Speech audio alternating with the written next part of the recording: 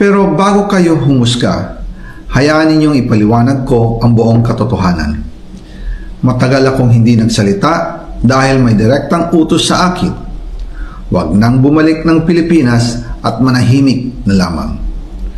Umalis ako noong July 19, 2025 para sa aking medical check-up. Nakaplanong bumalik pagkatapos ng SONA ni Pangulo.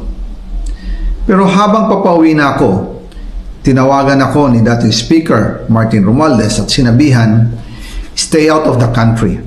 You will be well taken care of as instructed by the President." Noon naniniwala pa ako sa kanila, kaya't hindi ako bumalik. Tumikom ang aking bibig, sumunod ako, pero ang hindi ko alam, ang ibig pala nilang sabihin sa aalagaan ka namin ay gagamitin ako bilang panakipbutas sa kanilang kampanya laban sa korupsyon. Ginawa nila akong poster boy ng kanilang sariling kasinungalingan. Ngayon, hindi na ako mananahimik, ilalabas ko ang lahat ng katotohanan. May resibo, may ebidensya, at may pangalan. Nagsimula ito nung tumawag si Sekmina Pangandaman sa akin nung nagumpisa ang BICAM process last year, 2024. Ang sabi niya, katatapos lang ng meeting nila ni Pangulo at may instructions na mag-insert o magpasok ng 100 billion worth of projects sa BICAM. At sinabi pa ni Sekmina, you can confirm with Yusek Adrian Bersamin dahil magkasama sila sa meeting ni Pangulong BBM noong araw na yon. Tinawagan ko po agad si Yusek Adrian Bersamin at tinanong ko kung may instruction nga ba ang Pangulo na magpasok ng 100 billion during their meeting. Ang sabi niya ay totoo nga po.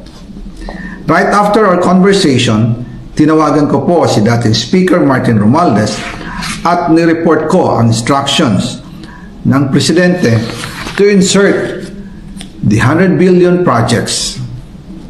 At sinabi niya sa akin, what the President wants, he gets. After ng ilang araw, nag-set po ng meeting si Sekmina Pangandaman at Yusek Adrian Bersamin sa amin ni dating Speaker Martin Romualdez sa Aguado Building in front of Gate 4 ng Malacanang at nandoon din po si Yusek Jojo Cadiz. During the meeting, binigay po ni Yusek Adrian Bersamin ang listahan na worth 100 billion. Tinanong ko po si Yusek Adrian kung saan galing ang listahan. Ang sagot niya, galing kay PBBM mismo at binigay niya ito mula sa brown leather bag. Nung sinabi po ni Yusek Adrian Bersamin, yung brown leather bag, naalala ko noong nasa Singapore kami right after the elections of May 2022 sa Hilton Hotel, kami ni dating Speaker Martin and PBBM habang pauwi at pabalik ng Pilipinas, hinabol ng PSG ang brown leather bag at ang sabi ni PBBM, maiwan na lahat, wag lang ang brown leather bag. Kaya naniwala ako na utos talaga ito ng Pangulo.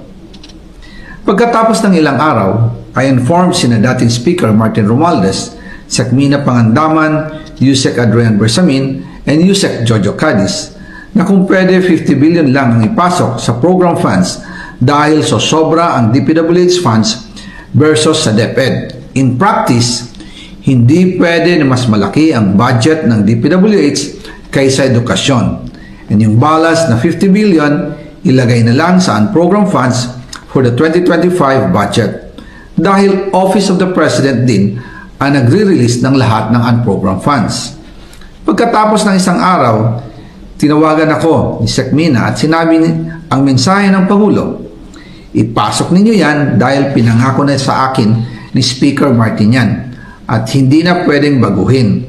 Kumbaga, ang utos ng hari hindi pwedeng mabali. Again, I informed the Speaker and asked clearance about the instructions ng Pangulo. At ang sabi niya, wala tayong magagawa.